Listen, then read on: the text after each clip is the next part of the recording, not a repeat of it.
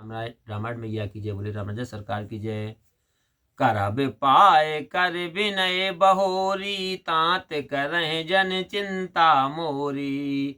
बन मग मंगल कुशल हमारे, कृपा अनुग्रह पुण्य तुम्हारे।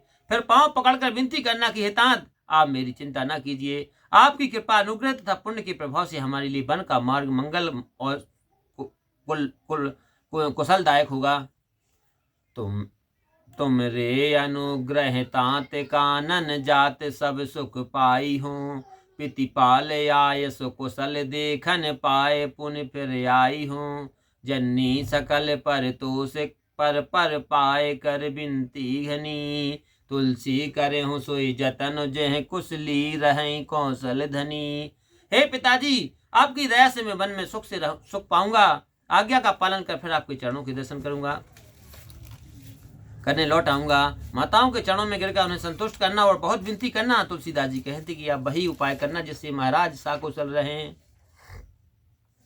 रामा गुरु सन कहा वे संदेश, बार बार पद पदों में गहे रामा करब सोई उपदेश। जेह न सोच मोहे अवधपति। गुरु वशिष्ठ के चरण बिंदु की बारंबार छूकर यह संदेश कहना कि आप वही उपदेश दें जिससे पिताजी सोच न करें।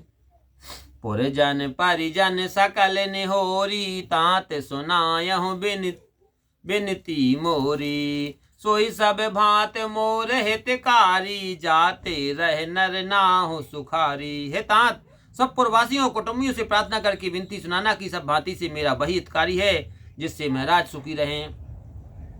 कहा संदेश भरत के आए, नीत न तजह राज पद पाए। पाल हूँ प्रजह करम मन बानी, से यहूँ मात सकल समझानी। भरत के आने पर उनसे संदेश कहना कि राम राज पाकर नीति मत छोड़ना। मनसा बाचा कर्मणा तीनों से प्रजा का पालन और सब माताओं को बारंबार समझाकर उनकी सेवा करना। और निबाह्यों भाई अप भाई, कर पितु मात से जन सेविकाई। तात भात तह राखब राऊ, सोच मोर जह करे न काऊ। और हे भाई, माता पिता और बड़ों की सेवा करके भाईपन निभाना। हे तात, महाराज को भी उसी प्रकार रखना कि जिससे वे कभी मेरी चिंता न करें। लखन कहे कछु बचन कठोरा, बरज राम पुनि मोह निहोरा। बार बार निज शपथ दिवाई, कहब न तात लखन लरकाई। लक्ष्मण जी ने कुछ बड़े कड़े वचन कहे तो उन्हें रोककर श्री राम जी ने फिर मुझे समझाया और कई बार अपनी शपथ दिलाकर कहा कि हे तात, लक्ष्मण का लड़कपन बहा न कहना। कहे प्रणाम कछु कहन लिए, सिया भई सितिल सनेह। तकित वचन लोचन सजल, पुलक पल्लवित देह। लखन सिया रामचंद्र शंकर हरिओम। सीता जी भी प्रणाम करके कुछ कहने को हुई किंतु स्नेह बस शिथिल हो गई। मुख से वचन नहीं निकले, आंखों में जल भराया और देह में रोमांच हो आया।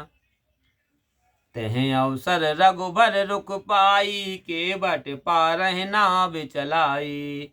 रघुकुल तिलक चले यह भांति, देखऊं ठाड़ कुल से भर छाती। उसी समय श्री राम जी का रुख पाकर केवट ने उस पार ले जाने के लिए नाव चला दी। इस प्रकार रघुनाथ जी चले और छाती पर ब्रज रखकर मैं देखता रहा। मैं आपन किम कहूं संदेशु, जियत फिरूं लेऊं राम संदेशु। असे कहें सच वे बचन रह गायूं, हानि गलानी सोच बस भायूं। अपना दुख कैसे कहूं जो श्री राम जी का संदेश लेकर जीता ही लौट आया। ऐसा कहकर वे चुप रह गए, विरह की गलानी बस सोच में डूब गए। सूत बचन सुनता है नर नाहू, परयूं धरन और दारुण दाहू। तल फते विषम मोह मन मापा, माजा मनहु मीन कहूं व्यापा। राजा सुमंत के वचन सुनते ही भूमि पर गिर पड़े और उनके हृदय में बड़ी पीड़ा हुई। मन में मोह बढ़ जाने के कारण व्याकुल होकर ऐसे तड़पने लगे मानो मछली को माजा लग गया हो।